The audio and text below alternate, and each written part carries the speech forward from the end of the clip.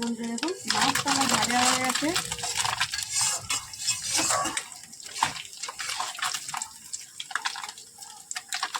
মাছটা লাল করেই সব মাছ ভাজা হয়ে গেছে। ফোড়ন দিয়ে দেবো।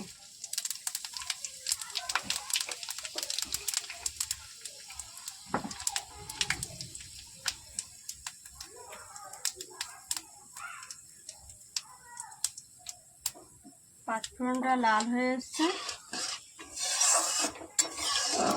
পাঁচফোড়নটা লাল হয়ে গেছে। এতে আমি কেটে রাখা আলু, পেঁয়াজ, কাঁচা লঙ্কা আমি সব একবারে দিয়ে দেবো।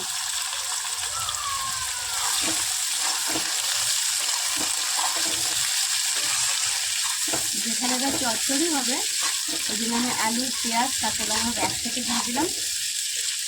এবার টমেটোটা দেবো, একটু পরে দেবো। এইগুলো একটু ভাজা হয়ে যাক, হয়ে গেলে দেবো।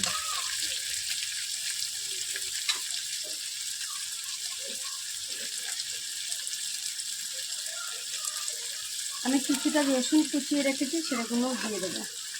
কুচিয়ে না, থেতো করে রেখেছি। বাটা রসুনটা ভালো লাগে না, বা কুচনো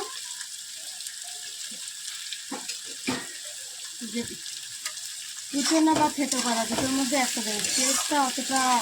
টেস্টটা পুরো লেগে লেগে যাবে, ভাজা হবে না। এখানে সবগুলোই ভাজা হবে। কাঁচা লঙ্কা দেখবো ভাজা কতটা হয়েছে। মাত্রায় অনেকটা ভাজা হয়ে এসছে।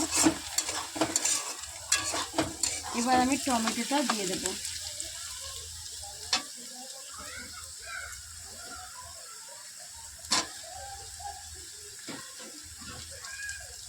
এতে আমি টমেটোটা দিয়ে দিলাম।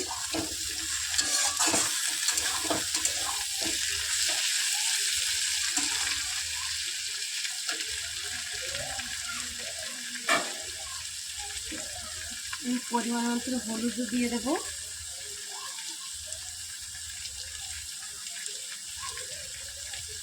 পরিমাণ মতো হলুদ দিয়ে দিলাম। কালারের জন্য আমি একটু লঙ্কার গুঁড়ো দিয়ে দেবো। কালারের জন্য লঙ্কার গুঁড়ো দিয়ে দেবো। এখানে কাশ্মীরি লঙ্কার গুঁড়ো বা ঝাল লঙ্কার গুঁড়ো দুটো দিয়ে মিক্স করা আছে।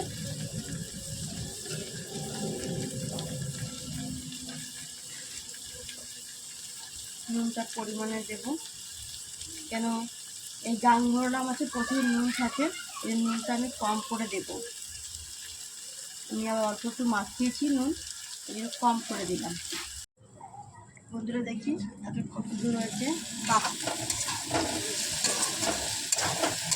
ভাজা পুরো কমপ্লিট।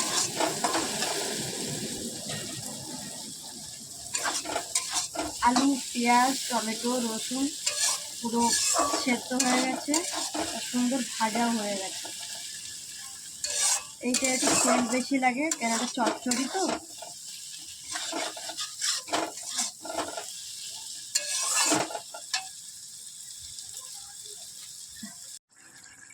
বন্ধুরা দেখুন এটা মানে ফুটে গেছে। হ্যাঁ, ফুটে গেছে। এবার আমি মাছটা দিয়ে দেবো ছোটো করে।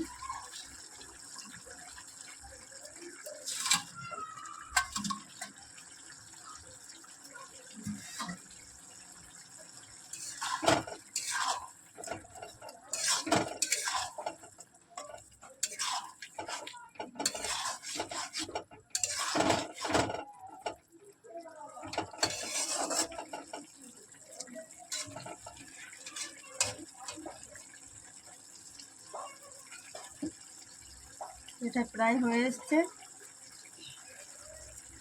যা আর একটু রস টানলে আমি নামিয়ে দেবো। মাছ দিয়ে দিয়েছি।